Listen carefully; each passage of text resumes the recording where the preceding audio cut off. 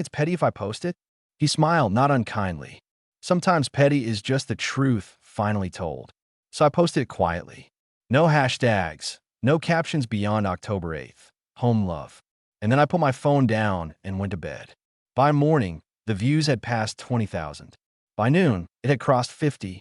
By dinner, a writer from an indie design blog had messaged me. "Is this your wedding?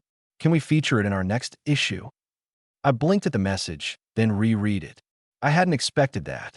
By the end of the week, we were on 2 online magazines and a viral roundup article titled, "The Most Beautiful Backyard Wedding You've Ever Seen." I didn't feel vindicated. Not exactly. I felt seen in a way I hadn't expected to be.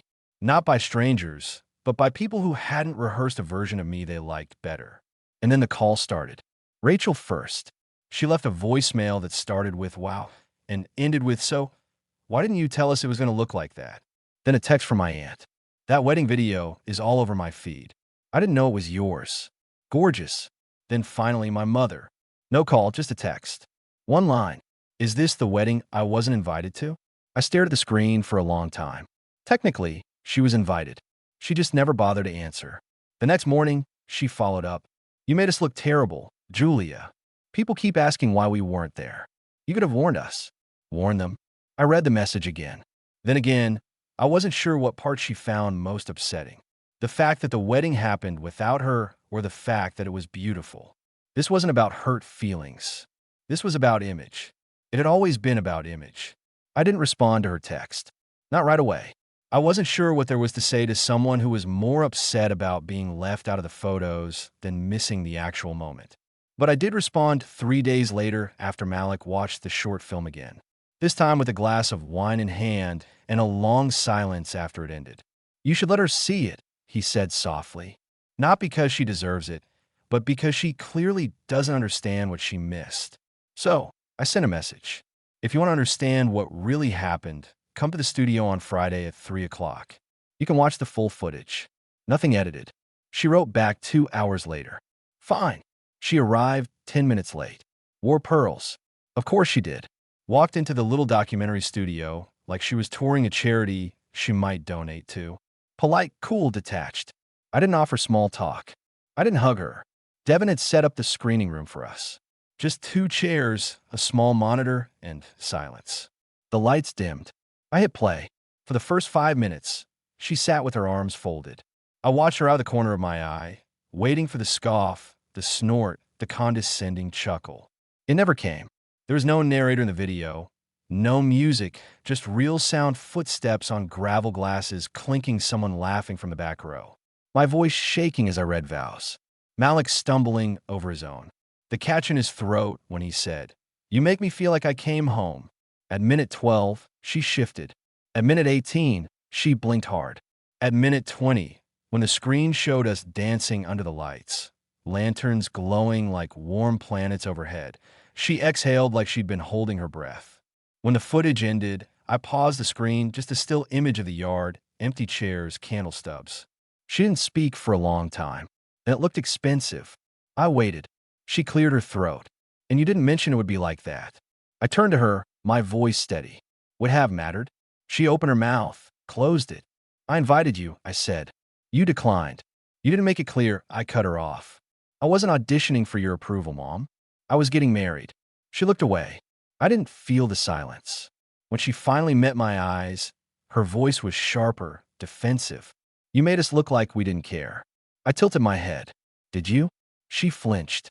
A small, almost imperceptible twitch at the corner of her mouth, but she didn't answer. I stood, walked to the door, opened it. "Thanks for coming." She lingered half standing, then sat back down just for a second. "I didn't know it would be beautiful," she said. "That's the point," I replied quietly. "You didn't care to find out." She didn't hug me as she left. I didn't expect her to, but as the door clicked shut behind her, I felt something shift. Not closure, not healing, just clarity. I didn't hear from her for a while after that. No follow-up call, no long text, no backpedaling wrapped in half-hearted apologies, just silence, which strangely felt more honest than anything else we'd exchanged in years. I didn't go to Thanksgiving, didn't get an invitation for Christmas. No one said I was cut off, but no one reached out either. It was a quiet exile, the kind that starts as distance and settles into eraser, and I was fine. Not in the triumphant movie-ending way, but in the slow, grounded way. In the way you realize you don't have to keep chasing a door that never opens. Instead, I poured myself into work, into Malik, into our life. The wedding film, the full version, was picked up by an arts collective in Seattle. They screened it in a gallery, show titled Intimate Architecture. We flew up for the opening. People cried watching it. A couple asked if we were actors. I told them, no, just a woman who got married in her backyard because that was where her life had truly begun. 6 months passed. One afternoon, I came home to a small package on our porch. No return address, just my name in careful cursive I recognized instantly. Inside was a photo, Rachel's wedding, one I'd never seen. I was in the background, holding a tray of champagne flutes. My face turned slightly. I was focused on something just out of frame. On the back of the photo was a note, 2 lines. I looked right past you that day. I see you now. No name, no signature, but I didn't need one. I didn't frame it, didn't call to say thank you. I just slid it into the back of our wedding album behind a picture of Malik spinning me under the lanterns. Both of us laughing barefoot, lit from beneath by the glow of 100 tiny bulbs. That's the story I'll tell. If anyone asks about our wedding, I'll tell them we did it our way.